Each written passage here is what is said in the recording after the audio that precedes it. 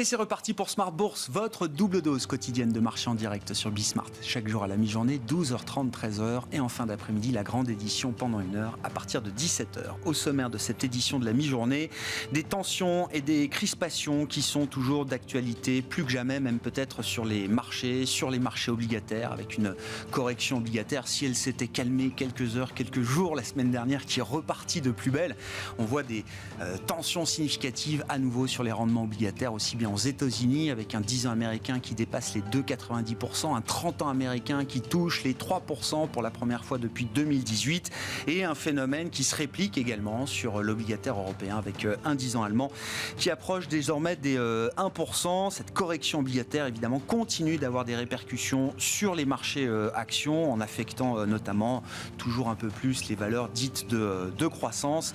Et au global, c'est une séance de baisse pour les indices européens notamment, qui rouvraient ce matin après un week-end de 4 jours, une baisse toutefois limitée, moins 0,7% sur le CAC, autour de 6550 points en cette fin de séance. Vous aurez les infos clés dans un instant avec Alix Nguyen.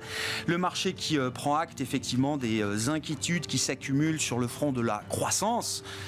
L'inquiétude principale jusqu'à présent, c'était l'inflation, et cette inquiétude se transforme également en inquiétude sur la croissance mondiale. Pour preuve, on a eu les dernières prévisions coup sur coup de la Banque mondiale et du FMI. Les deux grandes institutions internationales abaissent assez nettement le niveau prévu pour la croissance mondiale cette année. 3,2 pour la Banque mondiale, 3,6 pour le FMI. Le chef économiste du FMI qui met par ailleurs en garde sur le phénomène d'accumulation de crises depuis la crise pandémique. La guerre en Ukraine laissera des traces peut-être irréversibles dans nos économies. Le chef économiste du FMI, le français Pierre-Olivier Gourinchas, qui estime qu'il y a un vrai risque que nos économies connaissent des séquelles profondes et permanente à la suite de cette succession de crises depuis 2 ans. Ce sera évidemment le sujet d'actualité avec nos invités de Planète Marché dans un instant. Et puis, pour ne pas verser totalement dans le pessimisme ou le catastrophisme, on s'intéressera quand même à des tendances de marché qui restent positives et pour lesquelles on peut être encore constructif. Parmi les grandes thématiques du futur, il y a la question de la santé et de la médecine du futur. Et c'est un thème qu'on explorera précisément avec Ronnie Michali, le président de la financière Galilée, qui sera avec nous en plateau à partir de 17h45.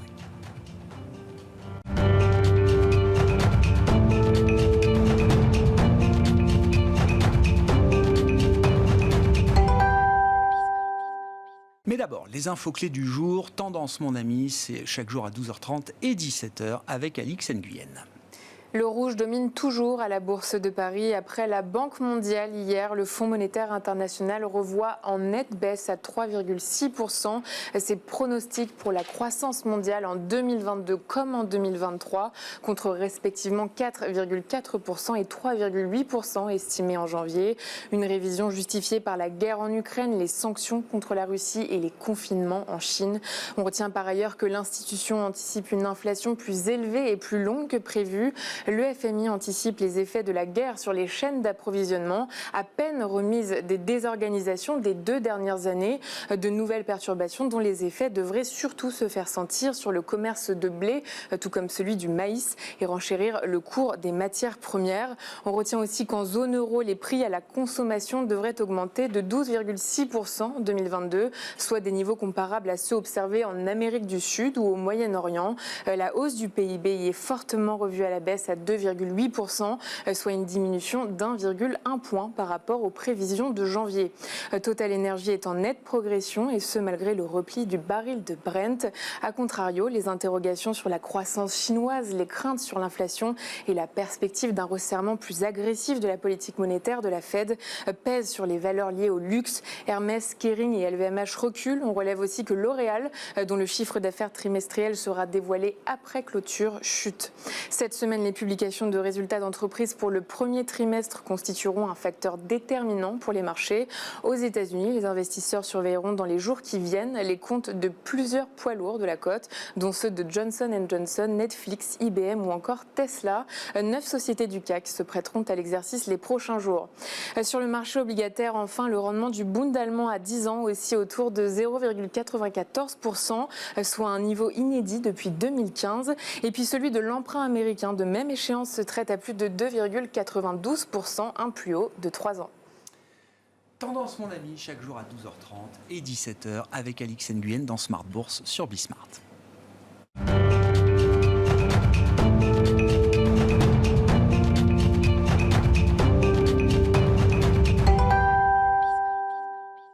Trois invités avec nous chaque soir pour décrypter les mouvements de la planète marché. Gilles Bazichir est avec nous ce soir, le président d'Equity GPS. Bonsoir Gilles. Bonsoir Grégoire. Merci d'être là. Merci à Eric Turgeman de nous accompagner également ce soir. Bonsoir Eric. Bonsoir Grégoire. Vous êtes directeur des gestions actions et convertibles d'Ophi Asset Management, et Vincent Juvin avec nous également en plateau ce soir. Bonsoir Vincent. Bonsoir Grégoire. Ravi de vous retrouver. Vous êtes stratégiste chez JP Morgan Asset Management. Bon.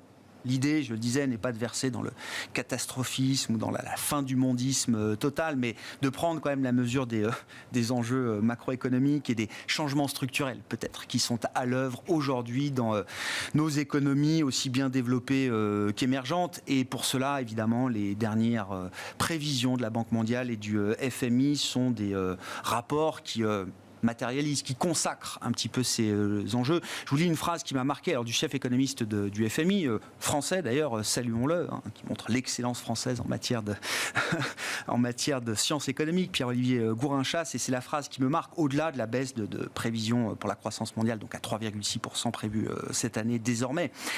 La guerre s'ajoute à une série de chocs d'offres qui a frappé l'économie mondiale ces dernières années.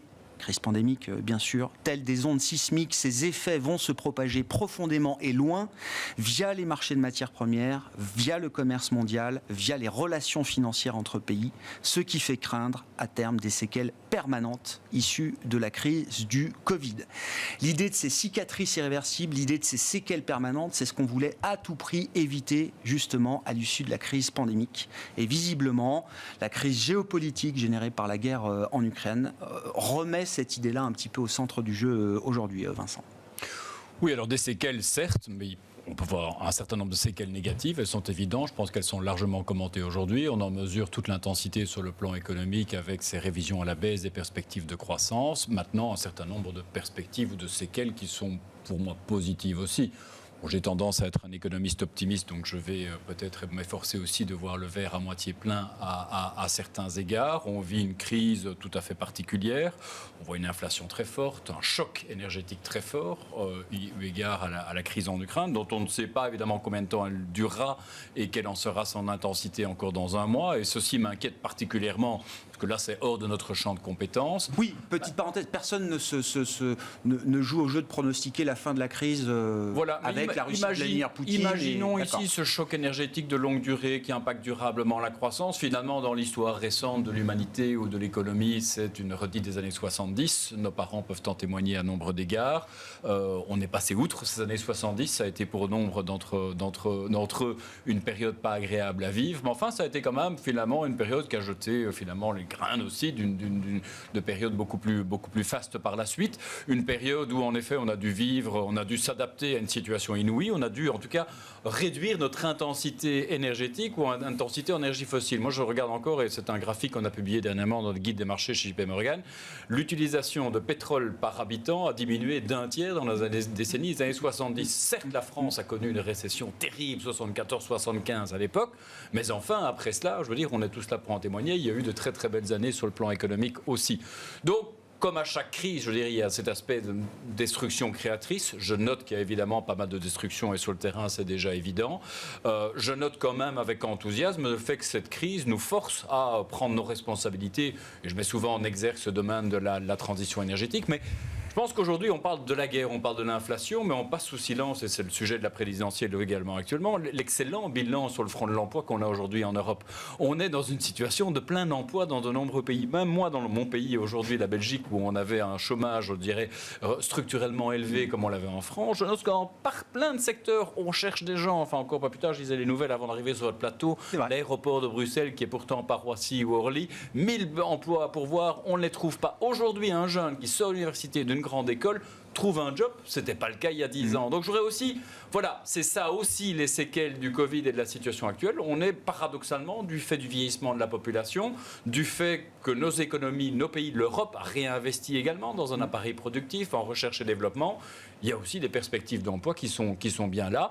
Et quelque part, le Covid a également, et on parlera de perspectives de croissance dans le futur, c'est vrai que ce qui se passe maintenant vient peser sur les perspectives de croissance, mais a été également un méga choc d'adoption des technologies par le plus grand nombre. Or, ceci, a priori, ce devrait être à terme un choc de productivité. Donc quelque part, il y a également dans la crise du Covid et ses séquelles, pour moi, quelque chose de positif pour le potentiel de croissance à terme. Alors, vous ne me comprenez pas, je n'ai pas mis des lunettes roses. Non, c'est pas le monde des bisounours, mais il y a un chemin vertueux possible. Il y a quand même un chemin vertueux, et moi je retiens en tout cas un certain nombre d'enseignements positifs, en tout cas consécutif à la crise du Covid. Je dirais que même, j'ai un peu du mal à le dire, mais dans la crise qu'on vit aujourd'hui en Ukraine, regardez, enfin en tout cas ce défi sur le plan migratoire que connaît l'Europe aujourd'hui. Mais enfin, je pense que c'est un débat ardemment discuté aujourd'hui en France, mais la migration c'est une chance pour l'Europe quand on est face à des marchés de l'emploi aussi difficiles qu'ils ne le sont maintenant, difficiles en ce sens qu'on ne trouve pas les ressources humaines pour les alimenter. Moi je dis souvent sur ce plateau comme sur d'autres, petite histoire, que je fais des gros travaux de rénovation dans ma maison à Bruxelles. Que ferais-je aujourd'hui sans entrepreneurs ukrainiens? Qu'aurions-nous fait sans entrepreneurs polonais il y a quelques années?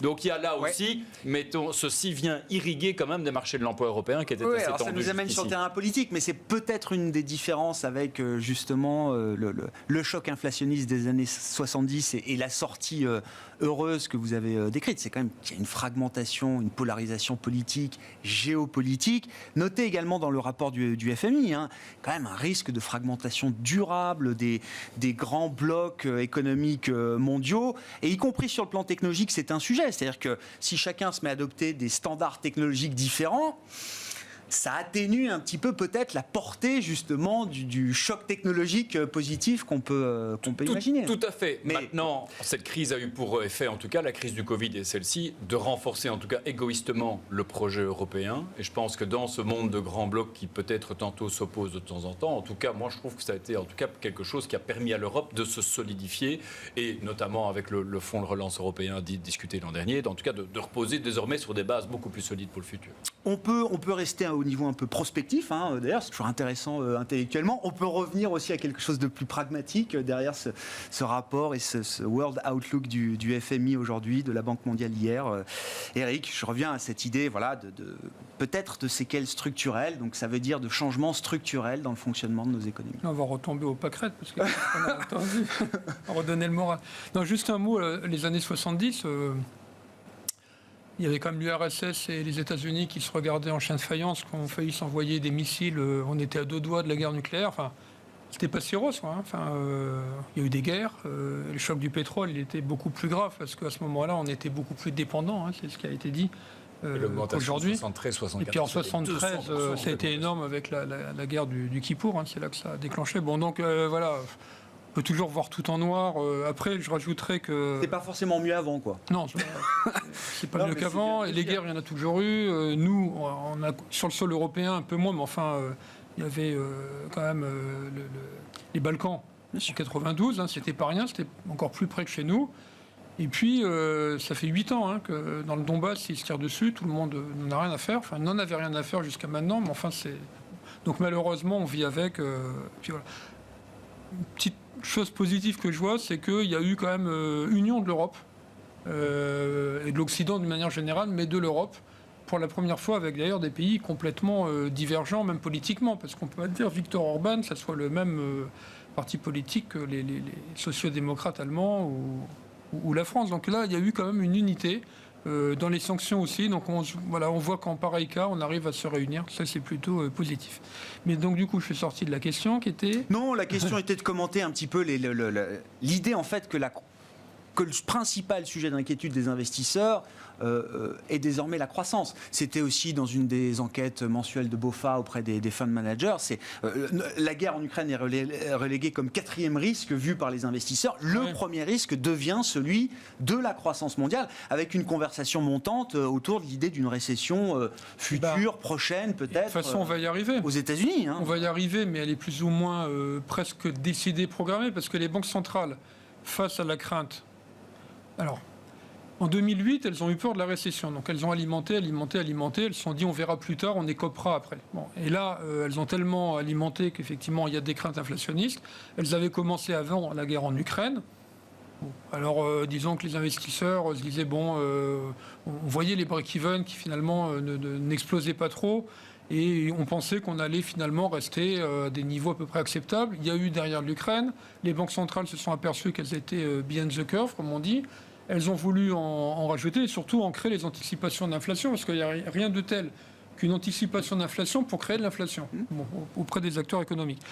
Donc ils se sont dit on n'a plus le choix, on va mettre le paquet. Alors au début c'était 3 hausses de taux, 5, 7, 9, 0,25, on parle de 0,75. Oui. On va sortir le bazooka, comme ça en tout cas on va calmer. Aux États-Unis ça marche puisqu'on s'aperçoit à peu près que les break-even d'inflation ne progressent plus. C'est pas le cas en Europe, parce que là on pense que la BCE est encore trop dovish, on va dire. Mais donc finalement quand on casse la croissance, quand on veut casser l'inflation, derrière des périodes d'inflation, il y a des périodes de fort ralentissement. Donc ça va arriver, effectivement. Alors on commence à voir 3,2, 3,6 de croissance mondiale, ce qui est encore pas mal d'ailleurs, ce qui est encore pas mal vu le contexte. Oui, bien sûr. Venant de 5,9, je le rappelle quand même, quasiment 6% en 2021. Une très forte croissance en 2021, une guerre en Europe, la Chine qui est à moitié paralysée avec des villes énormes en confinement total. Sortir 3,6 de croissance, ça sera encore pas si mal et les entreprises seraient heureuses avec ça. Ça leur permettrait d'afficher peut-être une croissance de bénéfices, en tout cas pas trop de pertes. Bon, donc le ralentissement, on va en avoir un, mais je crois qu'il est voulu. Voilà. Est-ce qu'on reste dans l'idée est-ce que le marché, quand vous lisez le marché dans sa globalité, est-ce qu'il y a une partie quand même du marché qui est encore dans le déni de l'idée que la croissance va ralentir jusqu'à peut-être seulement 3%, voire en dessous, certains conjoncturistes sont peut-être sur l'idée qu'on sera sous 3% de croissance mondiale cette année. Je crois qu'on commence à le jouer, parce que quand on voit quand même les valeurs cycliques et financières qui se sont littéralement écroulées, quand on les regarde, on se rend compte que le marché commence à jouer une récession. Ces prix sur certaines cycliques sont cohérents avec l'idée d'une récession avec un très fort ralentissement. Donc, et c'est pour ça d'ailleurs au début, s'il y a un an on nous avait dit les taux américains vont être à 3 et le Bund va être à 1, on aurait dit le fameux cross value, c'est la value qui va marcher. Les banques d'ailleurs vont se refaire la cerise parce qu'elles vont retrouver des taux positifs et les valorisations des défensives, Hermès, Dassault, etc. vont pâtir du fait que l'actualisation de leurs bénéfices futurs va se faire avec des taux plus élevés. Et finalement, là, depuis la guerre, c'est à peu près stable, quoi. La value surperforme depuis le début de l'année, mais c'est pas autant que ce qu'on aurait pu penser avec ces taux d'intérêt-là. L'invasion de l'Ukraine a marqué quand même une rupture pour pas mal de secteurs value, notamment à commencer par le secteur bancaire, évidemment. Banque et guerre ne font pas très bon ménage jusqu'à présent. Gilles, vos commentaires sur la situation, est-ce que ce que vous disent vos outils d'analyse chez Equity GPS aujourd'hui, de cette inquiétude globale maintenant sur la croissance? Donc des révisions à la baisse des taux de croissance anticipés, quelque part, ça a des vertus. Ça a des vertus parce que des croissances économiques, des croissances inflationnistes de M2, M3, M4 extraordinairement exceptionnelles qui ont prévalu en 2020 pour sortir de la crise Covid. C'est pas quelque chose de très durable et c'est un déséquilibre. On a créé un déséquilibre. Je rappelle que la sortie de la récession a été en V extraordinairement rapide. Il est possible que le ralentissement soit plus rapide qu'espéré et c'est toujours désagréable de toute façon dans le principe de ralentir. Et ça en plus avec un choc inflationniste inconnu en termes de matières premières générales non vu depuis 40 ans. Et ses conséquences sociales et donc politiques dans tous les pays du monde. Ça, à partir du moment où on s'intéresse à la partie de la population et des consommateurs qui gagnent moins que le revenu médian, eh bien on se rend compte que là on a des sujets de pouvoir d'achat. Et ces sujets de pouvoir d'achat affleurent à chaque échéance électorale, mais également après les échéances électorales et ça crée des environnements d'instabilité accrue. Mais ça a toujours été le cas. Donc un ralentissement plus en effet donc choc inflationniste, il y a quand même pas mal de vent de face sur les perspectives de résultats de beaucoup d'entreprises. Ouais. Dans beaucoup de secteurs, et puis conjugué avec une forme de compression des valorisations d'équilibre pouvant être attendues, et ça lié au fait que les taux continuent de monter dans un contexte de ralentissement à anticiper. Donc ça, la séance du jour est marquante de ce point de vue-là, parce qu'on prend 10 bips sur le 10 ans allemand, alors qu'on est en train de décrire une forme, vous disiez, de ralentissement prononcé de la croissance. Mais ça, donc, mais si on va au-delà du marché dans son ensemble, qui a un indice de torchons et de serviettes et de choses très très différentes, on peut se rendre compte que si on part du principe d'essayer de se mettre du bon côté de l'inflation, entre guillemets, de se positionner du bon côté de l'inflation et donc du côté du nouveau pricing power, il y a énormément d'entreprises magnifiques, bien gérées, qui dans le monde bénéficient de la situation actuelle. Est-ce que c'est ponctuellement ou est-ce que c'est structurellement donc là, il y a un travail à faire par tous les investisseurs institutionnels, tous les analystes financiers pour savoir quelle est la permanence. Est-ce que c'est un changement de régime pérenne ou à espérer en long terme ou pas. Mais toujours est-il que nous, on a toujours, encore aujourd'hui, au moins 20% des entreprises qu'on suit dans le monde qui sont à la fois sous-évaluées par rapport à leur propre historique de très long terme et qui bénéficient d'une dynamique de perspective attractive. Et donc vous dites, quand on fait les maths, quand on fait ses devoirs, avec un bon stock picking, on est capable de construire des portefeuilles actions, j'entends.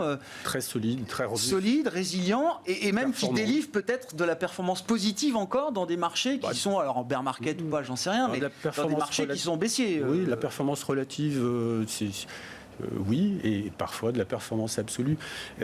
Un exemple, mais ce n'est qu'un exemple, le secteur de l'énergie ou celui des intrants pour l'agriculture.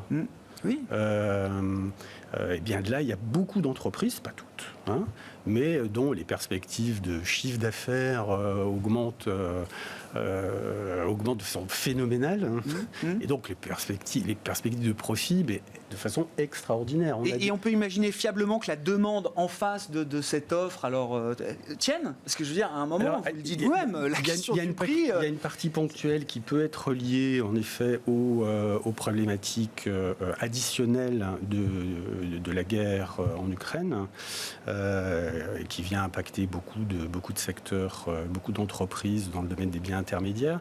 Mais il y a plus structurellement un problème qui peut rejoindre celui de la transition énergétique à moyen terme. Un de mes exemples préférés, c'est les entreprises de gaz norvégiens par rapport à l'importation de gaz russe beaucoup moins cher en Europe.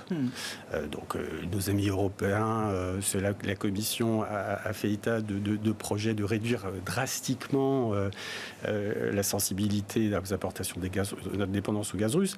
Mais honnêtement, ça ne peut pas être fait aussi rapidement que nos amis bruxellois veulent le faire croire, sauf récession.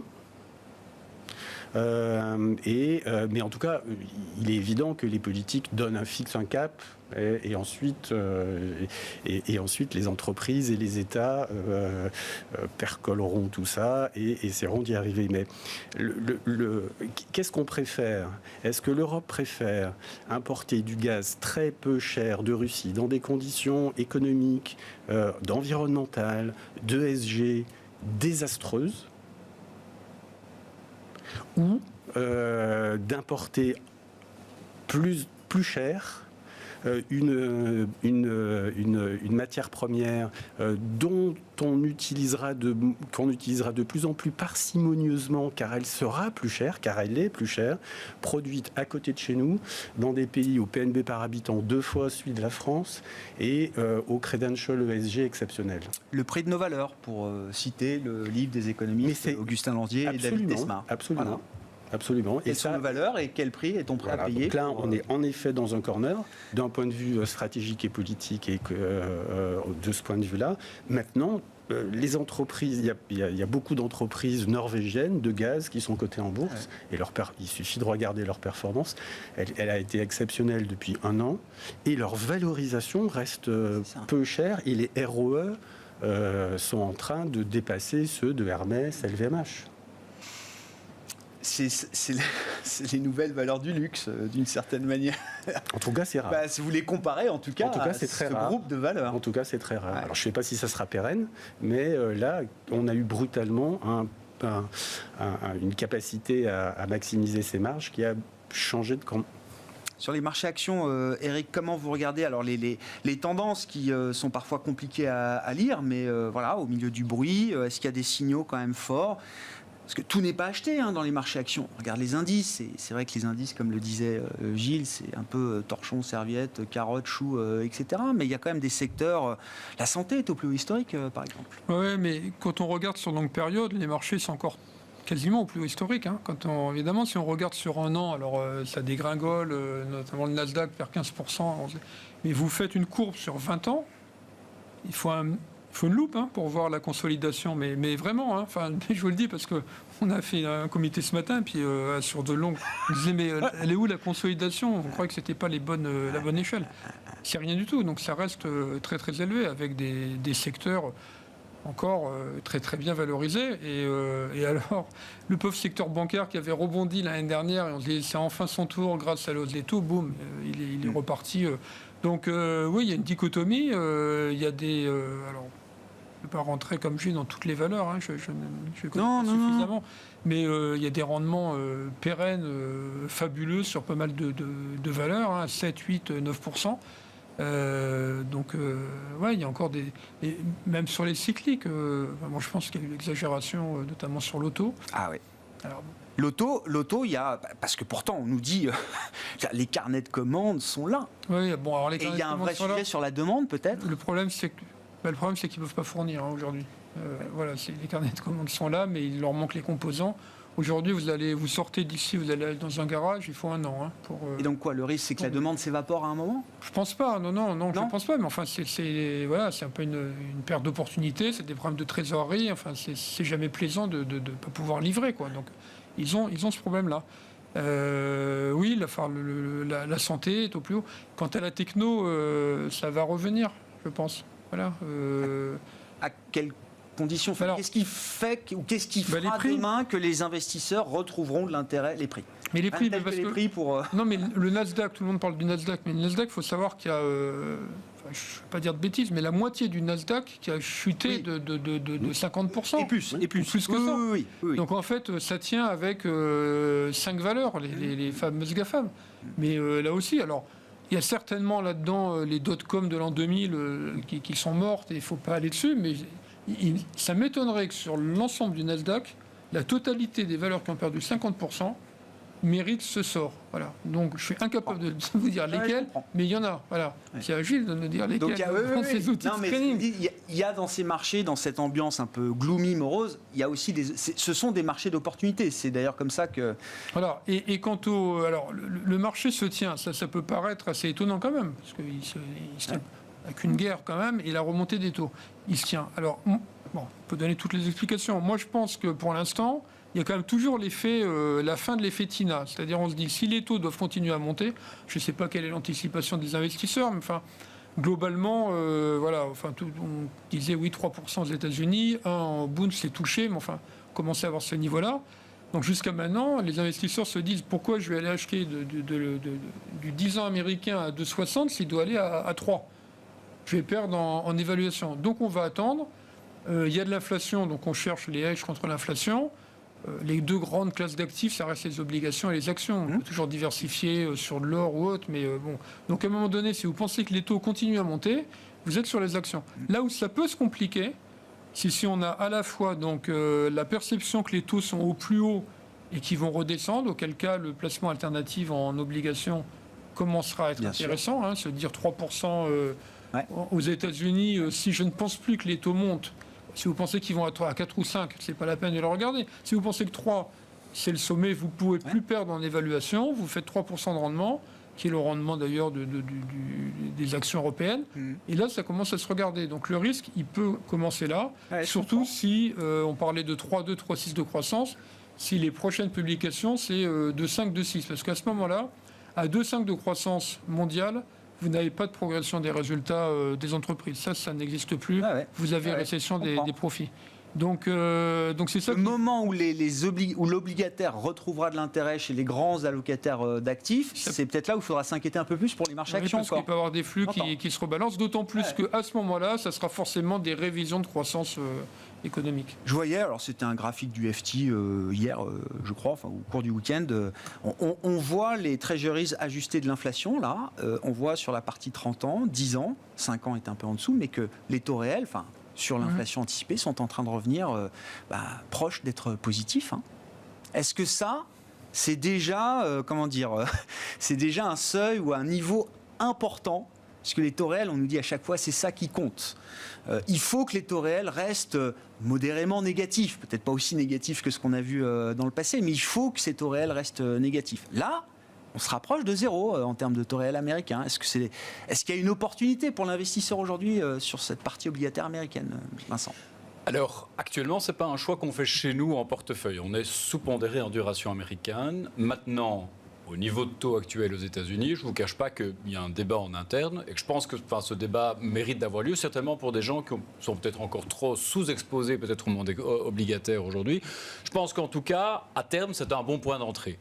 Aujourd'hui, rentrer à 2,7, 2,8, 2,9, ça touche 3. Là, moi, je dis, des treasuries américaines, il faut en acheter. Même hedgé contre le risque de dollar, vous êtes relativement à l'aise. Bon, évidemment, l'Europe entière envie le livret A et le fonds en euros qui donne un rendement à peu près similaire hedgé en euros. Mais enfin, si on ressort du 1,5, 1,7 en euros, moi, je dis que c'est bon à prendre. Par ailleurs, dans cette perspective de crainte par rapport à une récession à venir, s'il y a un actif qui nous en protège par excellence, c'est bien les treasuries américaines. Donc, je pense que moi, je serais quand même attentif aux treasuries américaines.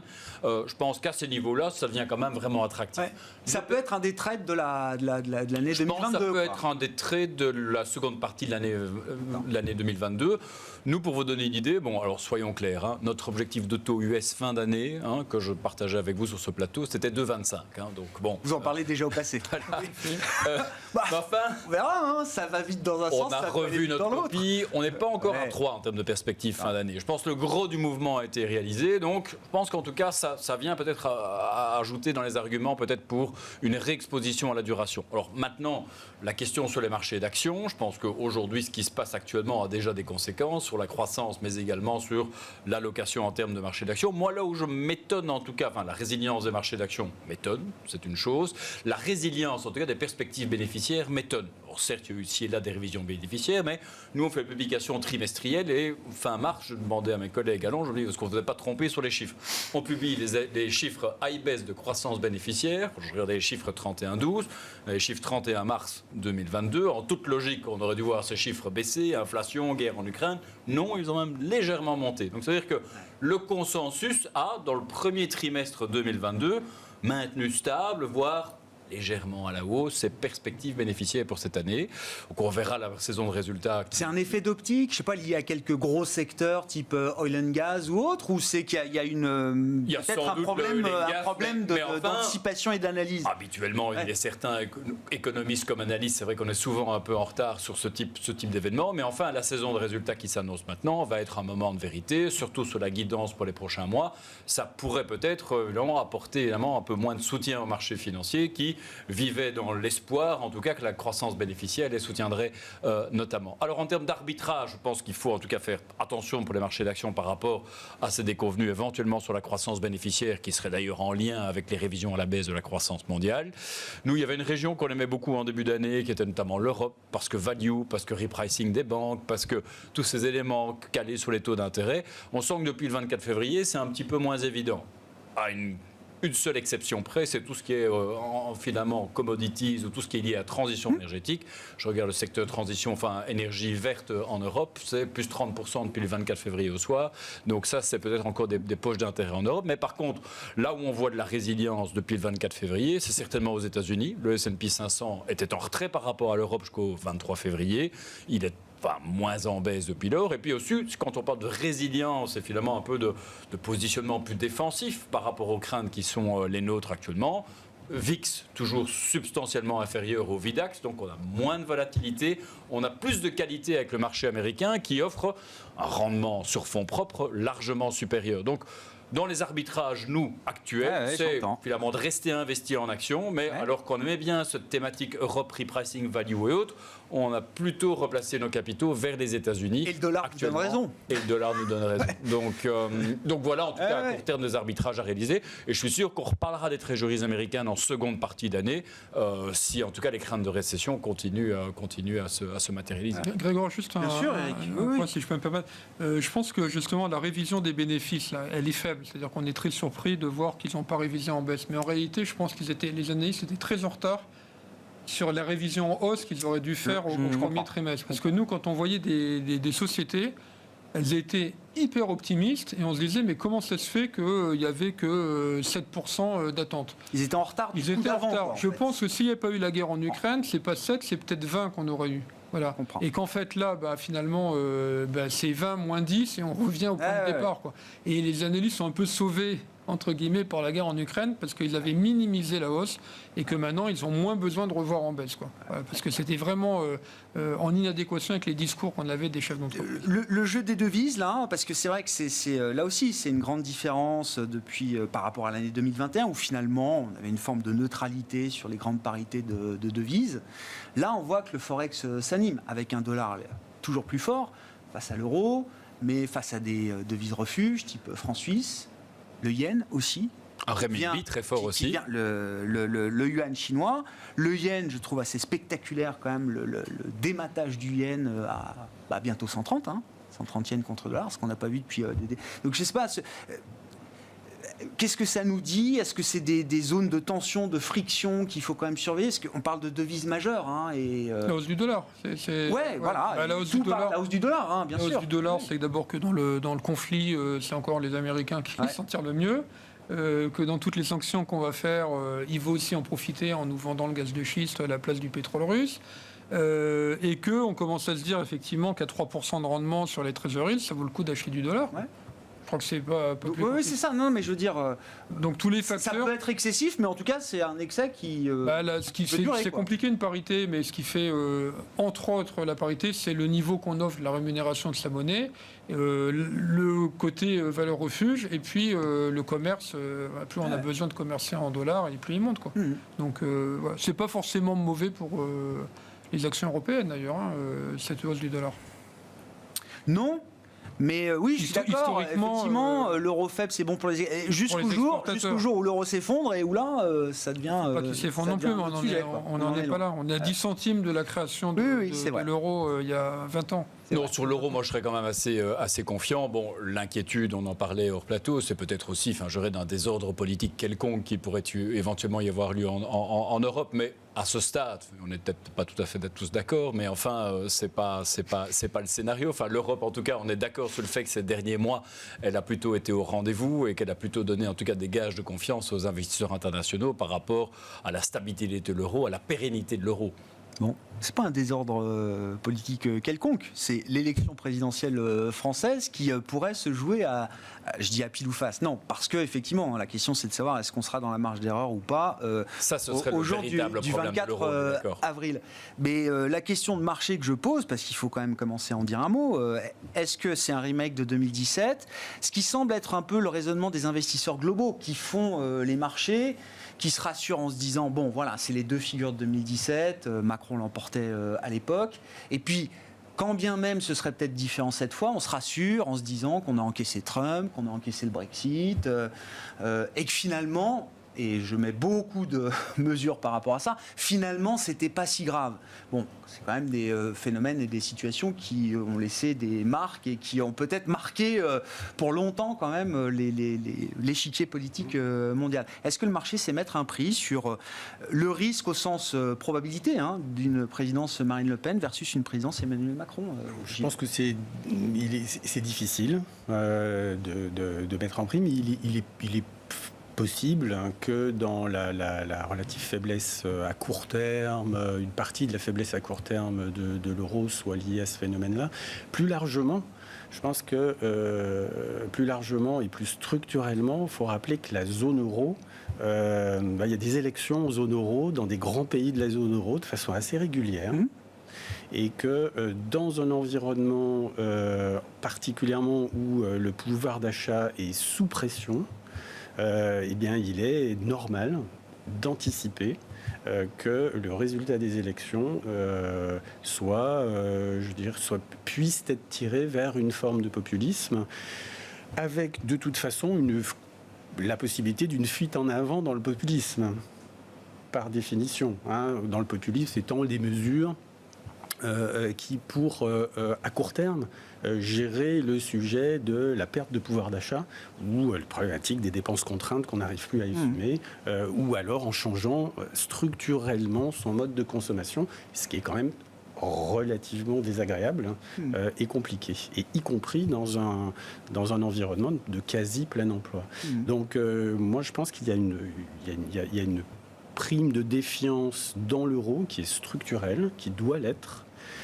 Et c'est l'occasion pour rappeler que dans la capitalisation boursière européenne, la zone euro ne constitue que la moitié de la capitalisation boursière européenne et qu'on a toute l'autre moitié hors zone euro, avec des devises qui sont flottantes, avec des politiques économiques qui sont moins contraintes.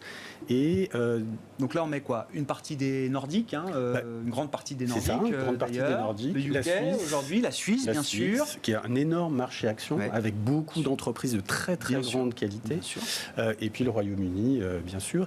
Et une des caractéristiques de ces pays, ce sont des entreprises qui sont des politiques économiques plus stables, des situations financières, des finances publiques beaucoup moins dégradées que celles de beaucoup de pays de la zone euro, et des entreprises qui, sur 20 ans, 30 ans, 40 ans, se sont battues non pas sur leur compétitivité prix, mais sur leur qualité, leur innovation, leur sens de l'innovation, les gains de part de marché au niveau mondial, et dans un environnement également où les fonds de pension étant très bien fundés dans ces pays en moyenne, ça procure une structure d'actionnariat extrêmement stable à ces entreprises, ce qui réduit leur sensibilité, leur coût de financement global. L'avantage des zones AAA+. Exactement. Et il y a beaucoup d'entreprises dans ces pays-là qui nous paraissent aujourd'hui avec des ratings equity GPS très attractifs. Le risque politique français vu des marchés, Eric ? Zéro. Pour moi, c'est zéro. Aujourd'hui. Alors, en tout cas, Attoro a raison. Les investisseurs... Parce que vous êtes convaincu qu'il y a une... Non. Alors, 5 raisons. 5 raisons. Premièrement, d'abord dans les sondages, Emmanuel Macron est gagnant, donc les investisseurs parient sur une victoire de Macron, premièrement. Deuxièmement, si tel n'était pas le cas, il faut une majorité à l'Assemblée, et personne ne pense que le Rassemblement national pourrait avoir une majorité à l'Assemblée. On se trompe peut-être, mais c'est ce que pensent les marchés. Troisièmement, Marine Le Pen ne veut plus faire sortir la France de la zone euro, donc ça rassure aussi. Quatrièmement, une fois qu'on est dans la zone euro, on ne peut pas faire n'importe quoi, parce qu'il y a les règles qui s'imposent à vous.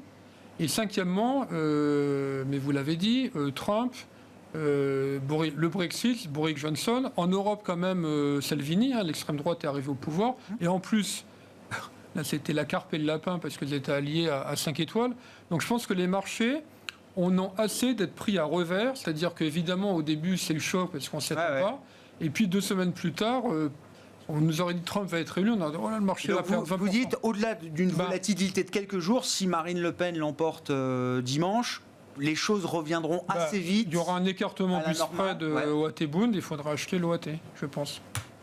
Vincent, oui. Ouais. Moi, j'observe ça de l'extérieur, comme vous le savez. Je vois plutôt la dimension européenne. Enfin, tout d'abord, laissons à l'exécutif, en tout cas actuel, un excellent bilan économique à nombre d'égards. Quand même, lorsque je regarde le taux de chômage en France, le taux d'emploi, c'est quand même... Lorsque je regarde la manière dont les Français ont été protégés et face à l'inflation... Et c'est It's the economy stupid cette fois, ou est-ce que c'est autre chose? Alors, on n'a parfois pas toujours conscience de ça. C'est vrai quand on est... En tout cas, moi, je voudrais le rappeler sur ce plateau. Oui, quand bien on voit sûr, de Belgique, la façon dont les contribuables belges sont protégés face au choc énergétique, à l'inflation, en tout cas, j'aimerais bien être résident français quand je vois en tout cas les mesures qui ont été déployées. Très bon bilan sur l'emploi. Et surtout, moi, en tout cas, les matières, parce que je ne suis pas à l'aise sur des matières politiques, en tout cas, mon responsable légal me l'interdit. Mais en tout cas, sur la matière européenne, excellent bilan de l'exécutif précédent. Qui eût cru, qui aurait parié sur la capacité de mettre en place un fonds européen comme Next Generation EU, donner la capacité à la Commission européenne d'émettre des obligations au nom collectif des États membres pour financer ce fonds, ouvrir cette boîte de Pandore avec l'accord des Allemands pour créer un mécanisme à terme d'eurobonds. Enfin, je veux dire, moi, je n'aurais pas parié un euro sur le sujet il y a quelques années. Aujourd'hui, c'est un mécanisme qui existe. C'est un mécanisme qu'on entend potentiellement utiliser dans le cadre de la crise énergétique. Donc, le bilan économique local et européen est excellent. C'est évidemment parmi les deux candidats celui qui est le plus pro-européen. Et en tant que, en tout cas, européen, j'ai envie en tout cas d'avoir quelqu'un qui pousse ce projet davantage à un moment où l'Europe est challengée pour différentes raisons et le conflit en Ukraine en est donc la question derrière pour vous, c'est la question de la dynamique européenne. Est-ce qu'elle se poursuit, est-ce qu'elle s'amplifie ou est-ce que y a une forme de rupture au-delà des Français, je dirais, c'est vraiment une dynamique qui est positive pour tous les Européens. Merci beaucoup, messieurs. Merci d'avoir répondu à ces questions jusqu'aux questions presque politiques. On reste quand même dans le cadre des marchés dans Smart Bourse chaque soir avec nos invités ce soir, je le rappelle. Vincent Juvin, stratégiste chez JP Morgan Asset Management, Gilles Bazissière, le président d'Equity GPS et Eric Turgeman, directeur des gestions actions et convertibles d'Ophi Asset Management.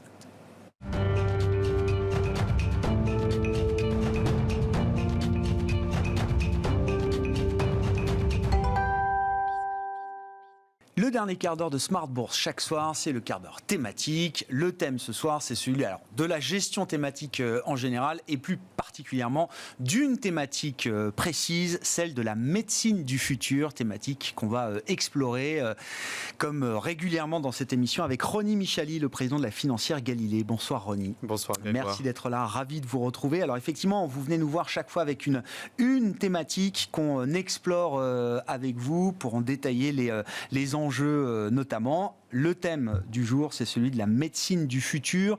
Comment est-ce que vous définissez cette thématique? Et alors, quelle est l'analyse des fondamentaux de cette thématique que vous pouvez faire avec cet outil qu'on rappelle, qui est votre codex des thématiques, qui est une grille d'analyse qui vous permet justement de détailler l'analyse de ces grandes thématiques de marché?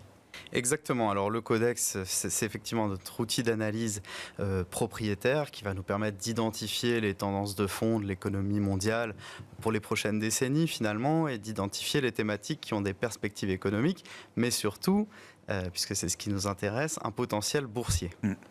Donc effectivement, la première étape du codex, vous le savez maintenant, c'est l'analyse des fondamentaux de la thématique. Et lorsqu'on analyse les fondamentaux de la thématique, on va se demander si la thématique est structurelle, internationale et transversale. Ça, c'est très important.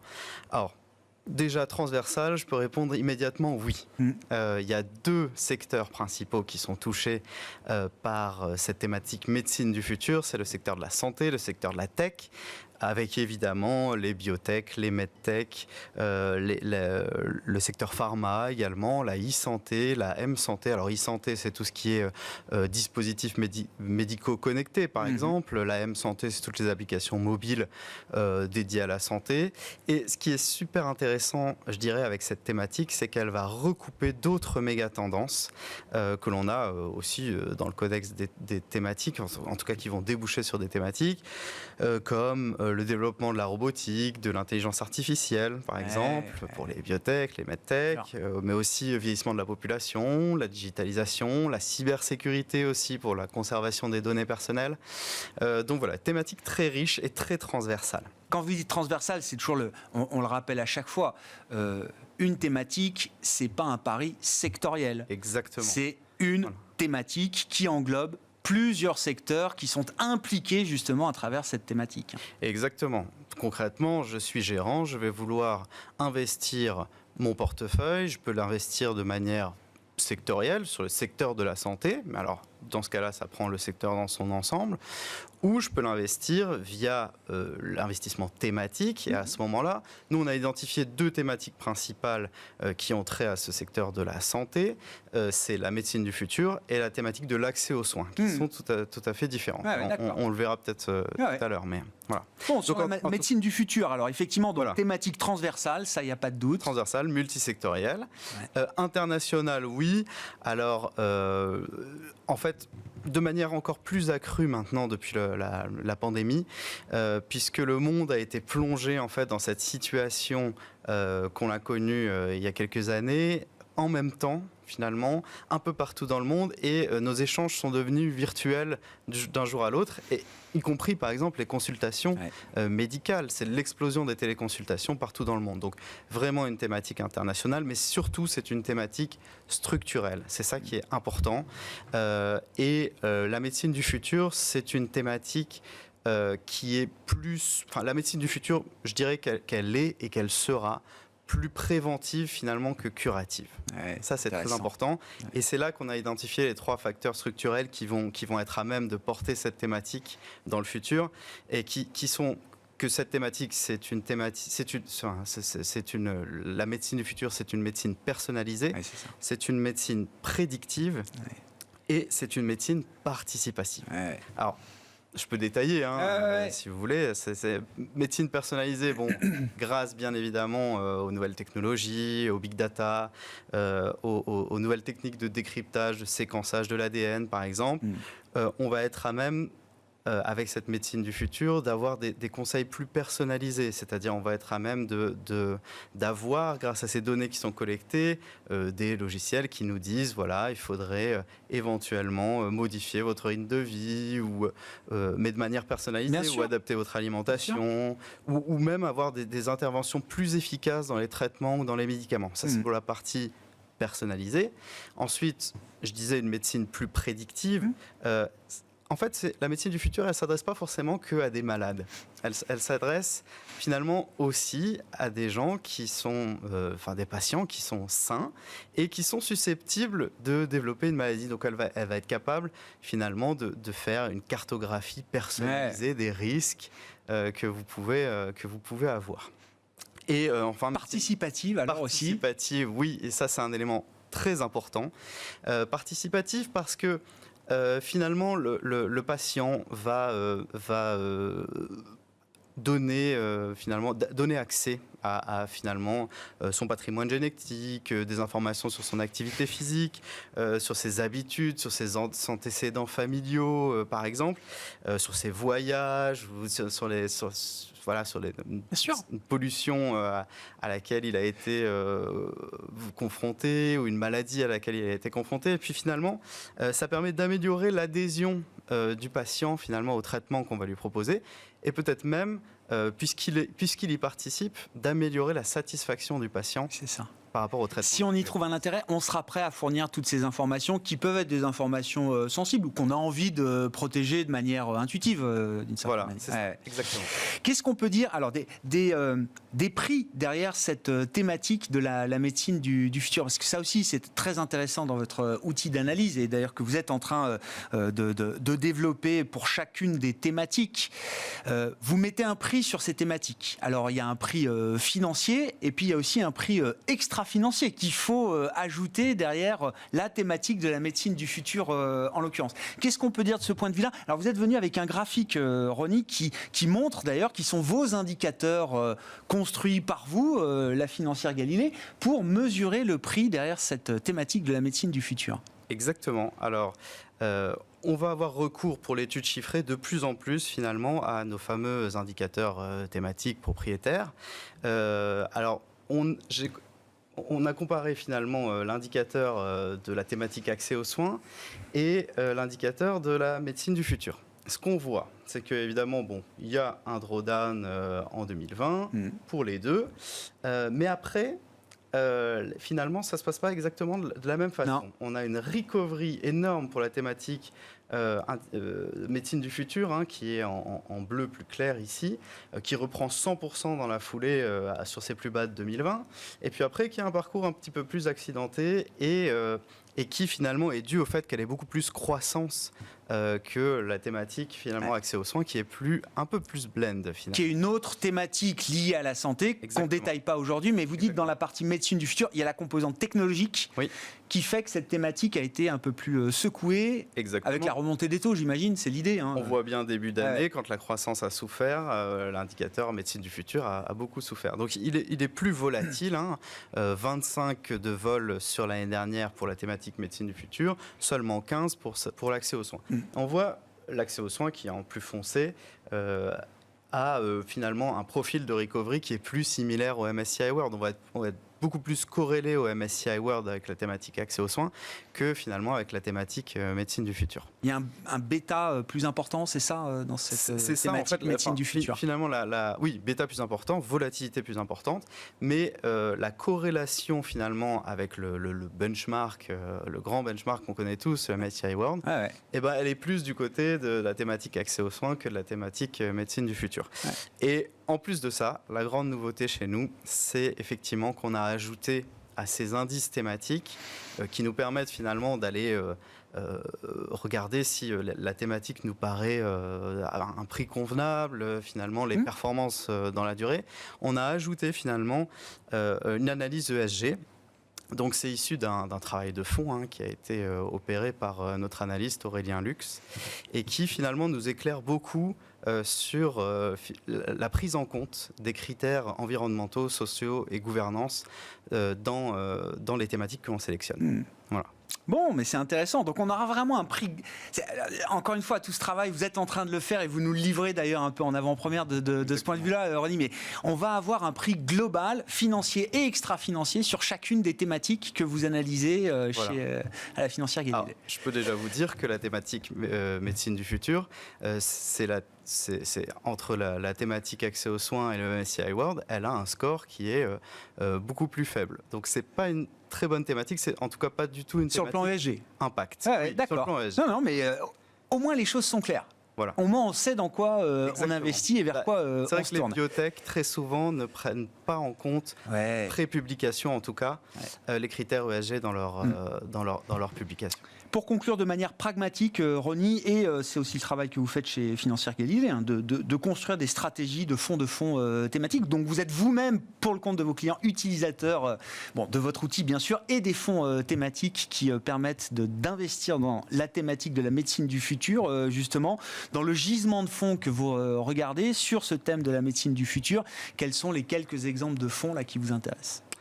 Alors, il y a un fonds US qui est assez intéressant. Il y a un fonds européen qui est assez intéressant. Alors moi, je recommande toujours de créer une allocation monde. Alors, où on le crée nous-mêmes, finalement, en prenant des briques US, Europe, etc., Asie. Ou alors, on investit directement sur des fonds monde. Donc, pour en revenir à mon fonds US, donc c'est un ETF, c'est iShares Evolve US Innovative Healthcare. Ouais. Donc très bonne performance dans la durée. Et surtout, depuis le début de l'année, il n'est que, entre guillemets, à moins 3%. Donc voilà, si vous voulez encore plus impressionnant au niveau des performances, on a le Schroeder Healthcare Innovation qui lui est monde. Par exemple, en 2020, 42% de performance. Ouais. Voilà. Depuis le début de l'année 2022, on est plutôt à moins 7,50. Ça convient encore.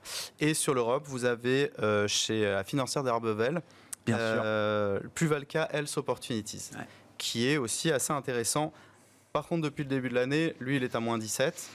Alors, à mon avis, vu les performances et la pérennité du gérant dans sa gestion du couple rendement-risque, ce serait peut-être une opportunité. Un point d'entrée. Ouais, c'est ça. On a vu le bêta et la volatilité de la thématique médecine du futur. Merci beaucoup, Ronny, d'avoir été avec nous. On vous retrouve régulièrement, une fois par mois, globalement, pour détailler justement une thématique d'investissement, celle de la médecine du futur en l'occurrence. Aujourd'hui, Ronny Michali qui était avec nous en plateau, le président de la financière Galilée dans le quart d'heure thématique de Smart Bourse ce soir.